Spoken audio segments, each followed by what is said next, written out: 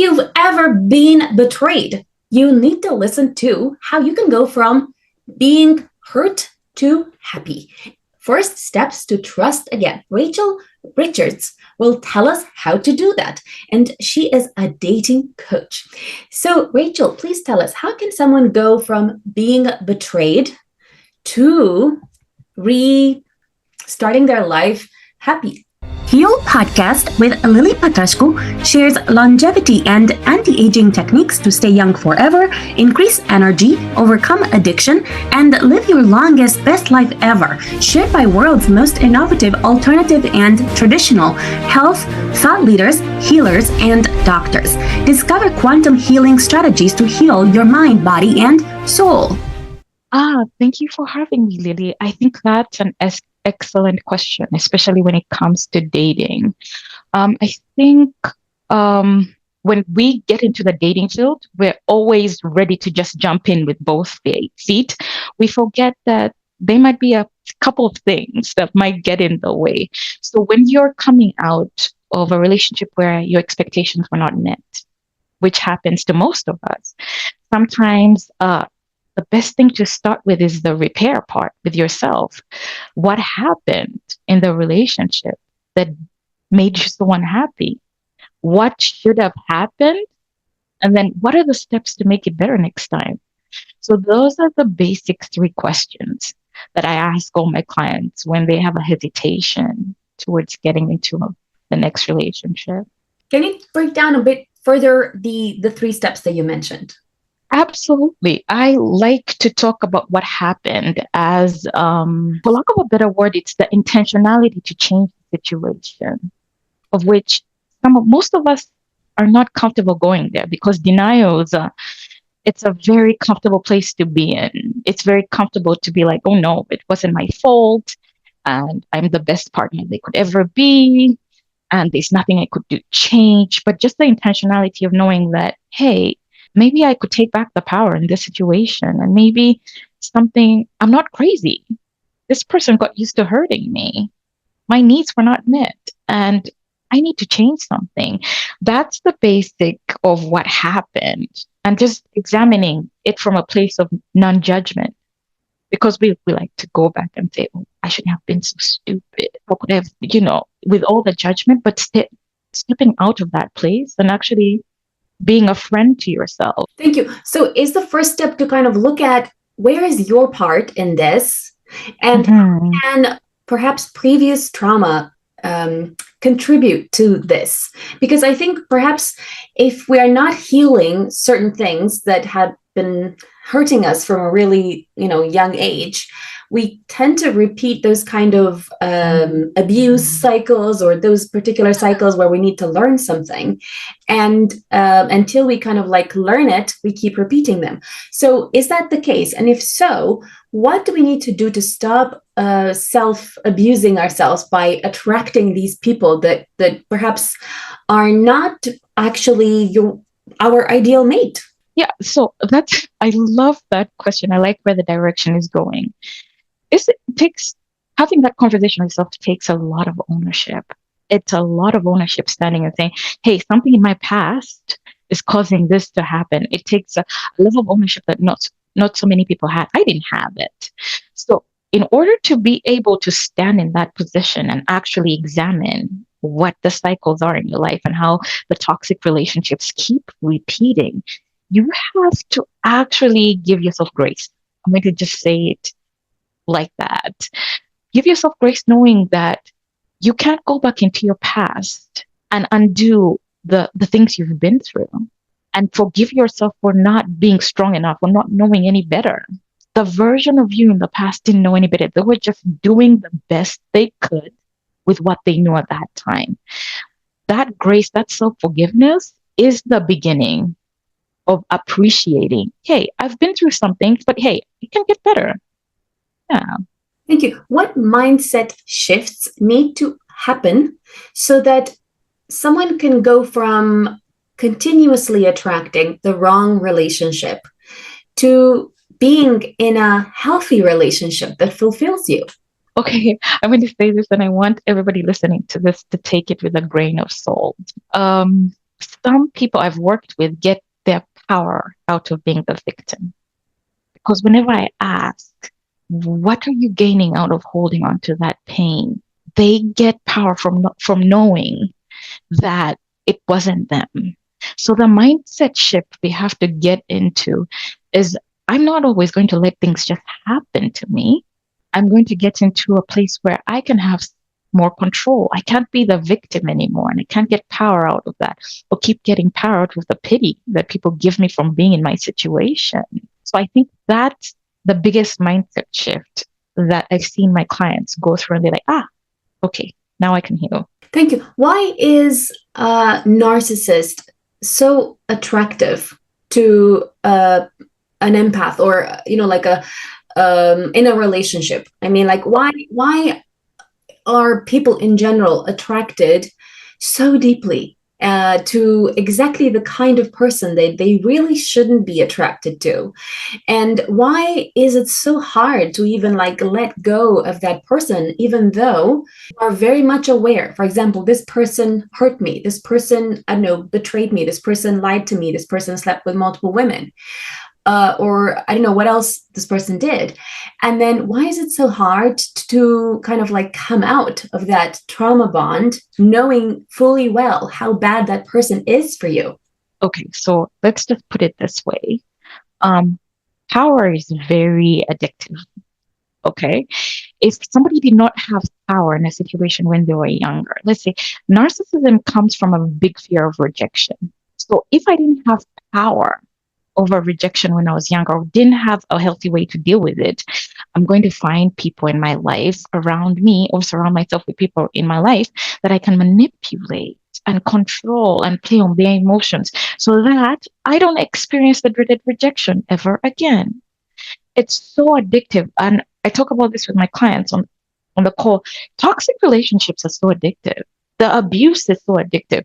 One of my clients is a ballerina, and she's like, even though you do the best plie or the best turn, your teacher will never tell you you're good enough. And you keep craving it. And that's what keeps you working 8 hours a day. And and I get it, but it's the same for toxic relationships. That's what keeps us holding on. The need to please this person who looks like they'll never be pleased. The need to be enough.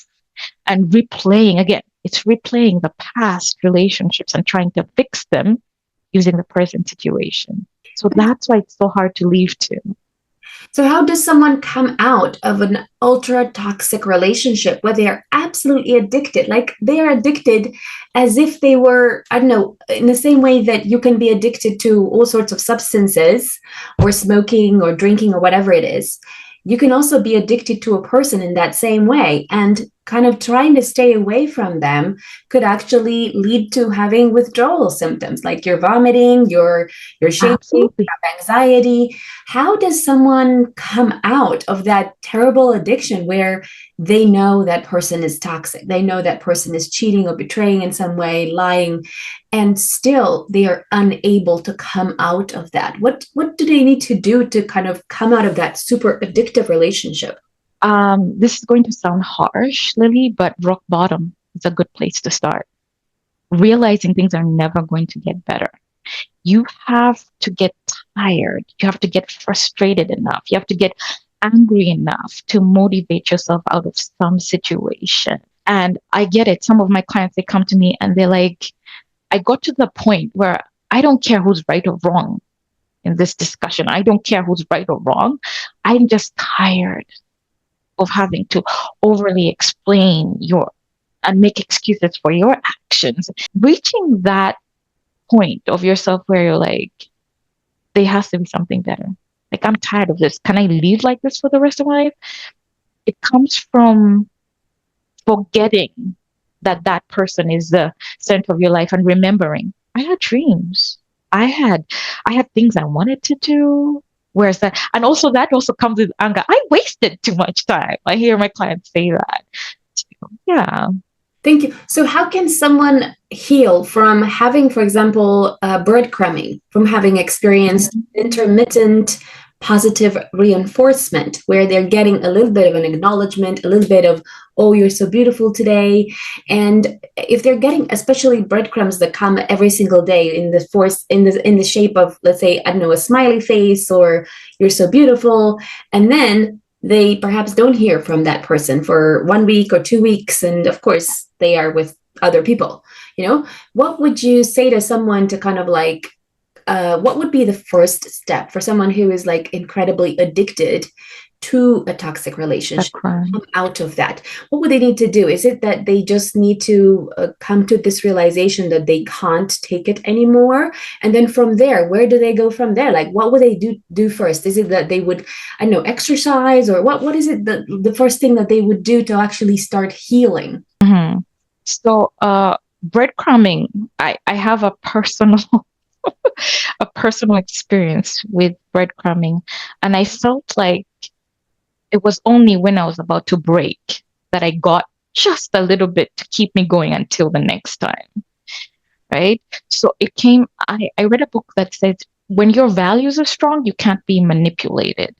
And that comes from confidence and keeping promises to yourself. The only reason why you let somebody break promises to you so constantly is because you're doing that in your mind. You don't have confidence in yourself to even fulfill the promises example, go to the gym, right? It's the 80% of the work is showing up. Why is that? Because you have to keep the promise to yourself. You say you're going to do this. You say you're going to write that book. You said you're going to apply for that promotion at work. And the only person seeing you tell all those lies is you. So the first step is don't be a liar pretending to tell the truth. If you really, really want to stop the breadcrumbs, stop giving them to yourself and actually show yourself that I love you enough to keep promises to yourself. Then when somebody does it to you, you're like, no, absolutely not. So I think that's what worked for me and changed the way I look at relationships. The law of reciprocity is so important in relationships because I'm sorry to say this, but relationships are profit based. We stay around people that honor the same values. If they are constantly taking from us, we feel like they're draining us.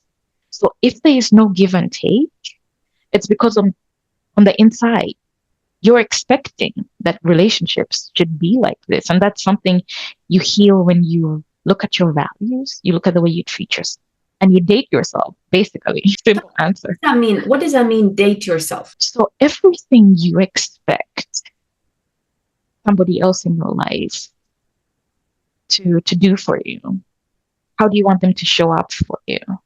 You start doing for yourself. Are you keeping the promises to yourself? I mean, some girls, they want flowers, but they never have a self-care day. They never have a self-care day. Like they never actually do things for themselves. You don't show yourself that you're loved. You don't keep promises to yourself. And when we get down to the basic, the values, what are you looking for in a relationship? What is missing? What should have happened? What happened? What should have happened? That process is like, maybe it was loyalty. Maybe it was monogamy. What are you missing? And how does that translate to the way you treat yourself? Or what kind of relationship are you trying to replay so that you look for somebody to fix, somebody to build? It's an amazing journey. Thank you. So imagine someone, let's say, is kind of very much realizing that a particular person is bad for them. And then they take a decision, okay, I'm going to quit this relationship because it's bad for me. And then what do they do next? Like, where do they go from there? Like, so that they don't end up with a similar person in a different body. That makes sense. Yes, I think I like this question because I think I made a whole video on it. It's called Cutting Out the Noise. It's the journey of separation. Sometimes we take it too lightly that we're keeping the friends of these people in our lives. Sometimes when you cut the cord, it's not only honoring the promise and actually cutting the person out of your life. It's, building new experiences to replace the old ones. The reason why we keep going back to toxic relationship is we truly believe that was our happiness. We can find happiness outside of that role that we played. That's where the separation starts and you're like, oh my God, I can't find anything outside of that person. You have to reconnect with yourself, actually cut the cord and get rid of the chaos, the battles in your mind. And actually, I call this the emotional terrorist and the voice of truth. But the emotional terrorist just wants to keep you safe. It's doing the best that it can. So it would say, can we do our best without how are you going to survive financially? And proving that person wrong, keeping the promises to yourself, seeing those small actions every day does actually help. Thank you. So I used to date someone, okay, and I found out a little bit later that he turned out to be married. So, I stopped seeing him. But I was really heartbroken, because I really liked him and he was really great in bed. Okay. And probably too much information. No, But that's okay. is that I was actually ultra addicted to him.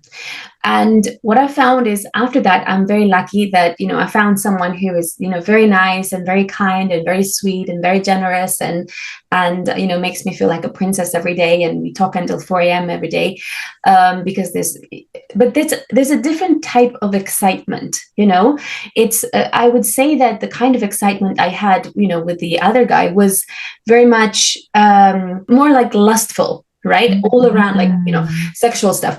And then the one that I have with my current partner is more like elevated, it's more about like, oh, we're doing a business together, or, we're having so much fun, or we're talking all night. So it's very, very different.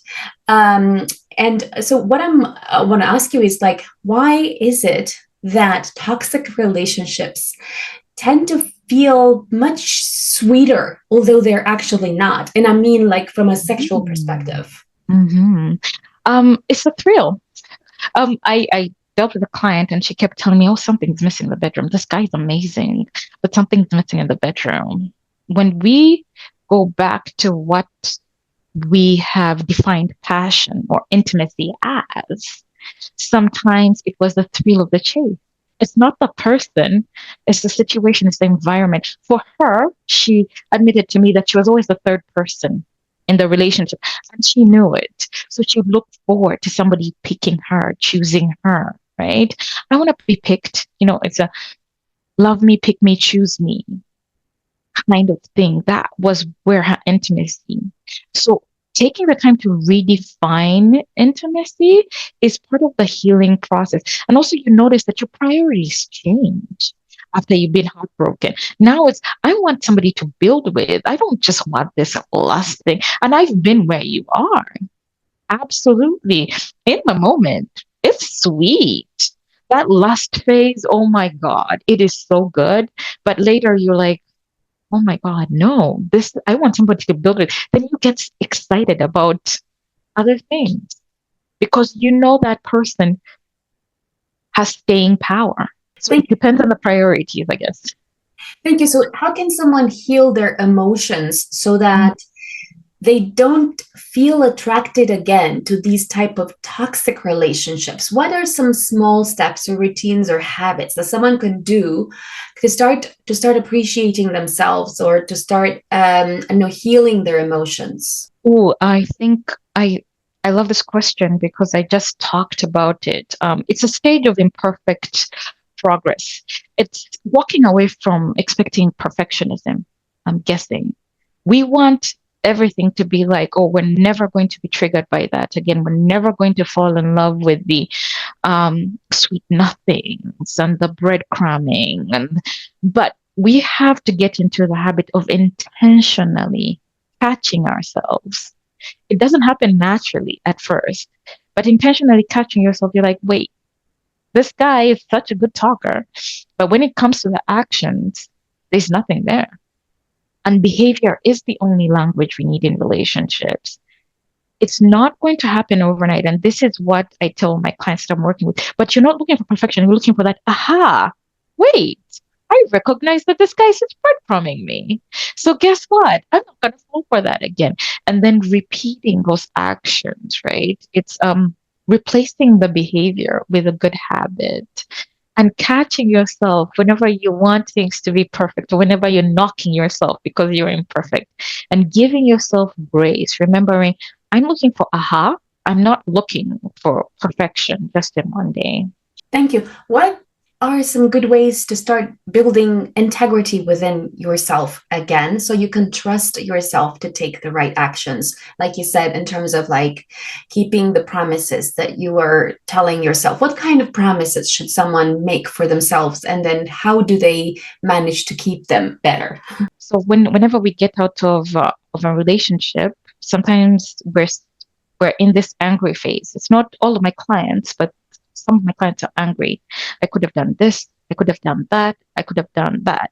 What happens is we fell out of love with a version of ourselves that broke the promises. And sometimes we transferred it to the person we gave that time to. So going back over those promises that you think that you did not keep to yourself, going one by one, sometimes it takes years, but going one by one and actually say, maybe I need to get into shape. Maybe I need to try something different. Maybe keeping those promises is rebuilding the trust with yourself, because trust is not outside. Confidence doesn't come from outside. It comes from those daily actions that you do when nobody's watching. You go through the list and actually fulfill those promises to yourself. Keep the promises you made to yourself. Because when you fell out of love with that person, it didn't start from there. You fell out of love with yourself first. I don't recognize who I am anymore. When I look in the mirror, I'm not happy. I prefer the time I'm not with him to the time that I'm with him.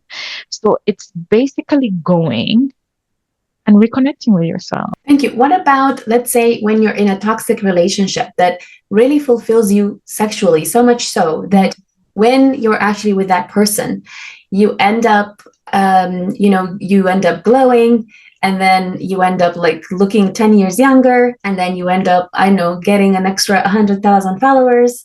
And then it works out perfectly from a perspective. But when you find out, this person is betraying you or lying you or not coming to your meetings on time, you start spiraling, and then you have so much anxiety, and then you simply feel like, oh my God, you just cannot cope with this anymore. What do you do then? Because you like that feeling of, glowing up and looking great and being fulfilled sexually. At the same time, you dislike having all of these promises that you made to yourself, that you want someone who is, who's going to respect you, and someone who's going to come on time, and someone who is going to, be monogamous with you, and so many other things. Breaking toxic relationships are so addictive. So I keep going back to this example. Breaking a toxic relationship is like falling out of love with a drug. Your brand of heroin is this man, basically.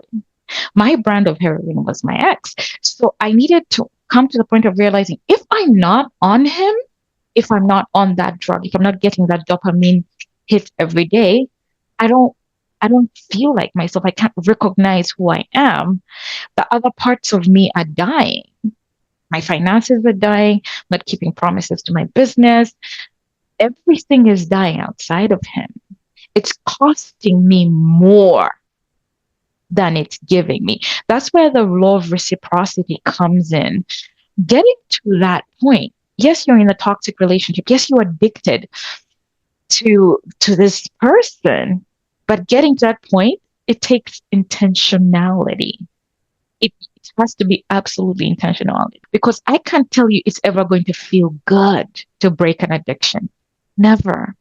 Never feels good. Oh, I'm waiting for the perfect time. I have a girl I'm working with. I'm waiting for the perfect time. Maybe when he gets a job, when I will leave. No. There's no such thing as the perfect time. You have to decide intentionally that this drug of choice is not serving me. My finances suffer, my business is suffering. And then pros and cons, what am I gaining out of keeping this person in my life? And what am I losing?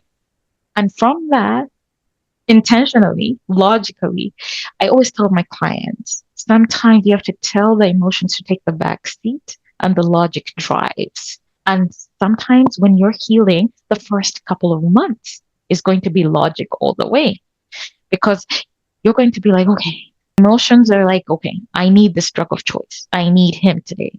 I miss him so much. Some days it feels like you're good, and then you have to pull over because you're having a panic attack or anxiety, or you forget and drive to a place that you guys used to go to. And that's the trigger. The expectation that imperfect progress is better than staying where you are is also logic driving. So sometimes it's just logic takes the front seat, emotions in the back, and you stop feeling your way through everything and let the facts lead the way, I guess. Thank you. What are some, I don't know, self-love or emotional balance techniques that you recommend for entrepreneurial women to use to come out of a toxic relationship? I mean, like once they have come out of that relationship, how can they rebalance themselves? What are some good methods? I don't know, I know, is it yoga or meditation or walking or what? I was about to go there, breath work, yoga, meditation, but every person is different, right? So maybe some people might not typically do the yoga, but they might do weightlifting, right? So each person has something that kind of gives them that hit that they want. And after they're a different person after working out, or they're a different person after taking care of herself. I'm working with a mom with a child who has autism. She has two kids and they both have intellectual disabilities. So she needs to look good. She needs to put time in herself because guess what? Children with disabilities, sometimes in intellectual disabilities, they don't know that you need love. They don't know you need a hug. So some of these outlets for her work best. So depending on the personality of the person, I work with them based on where they are. Sometimes it's just dressing up. Sometimes it's that extra love. Sometimes it's just going to see your grandma. Sometimes it's even volunteering your time. Depending on where you are, sometimes we get those hits. We feel good. What is it for you? Is it gifts? Is it acts of service? Is it quality time? You find something that gives you that thing. Some people actually get a pet. I'm telling you, Lily, it's different for everybody. Thank you. How can someone transmute their pain into happiness? Ooh. Oh my God. So first, the journey from pain to happiness starts from anger. You have to get angry enough to decide that you will never let that happen again. Followed by that anger, you look for a proven strategy. There has to be a strategy that I can definitely know that I can protect myself. What skills do I need to have in place? Do I need emotional regulation? Do I need communication skills? Do I need conflict resolution? What is it that by having this in my life, this is not going to happen again? So when you have those skills in place, next step is just constant repetition and grace and repetition and grace. And also just knowing that just because you're on your journey of healing doesn't mean everybody around you is on that healing journey. And it's okay when this person doesn't respect your boundaries, it's okay to walk away, not holding on so tightly to your past. Because of all the change that's happening, some people, they get into a fear of losing everything. And then they keep relationships that don't benefit them. So being okay with walking away and then just making new friends. Do they value what I value? Do they want open communication? Can I fight with them and talk to them the next day? How does it feel like when we have a disagreement? You know, and being able to just step by step, Rome wasn't built in a day, give yourself grace for the bad days, I guess. Thank you. I find that one thing that builds me up when I have a breakup, which I haven't had in a long time, but when I did, I think one thing that you can focus on is improving yourself in general. So improving your knowledge, making yourself feel happy, and also making yourself look absolutely irresistible. Yes. Yes. Definitely. Because one of the things that women carry coming out of a relationship is, wasn't I good enough? Why wasn't I good enough? Right?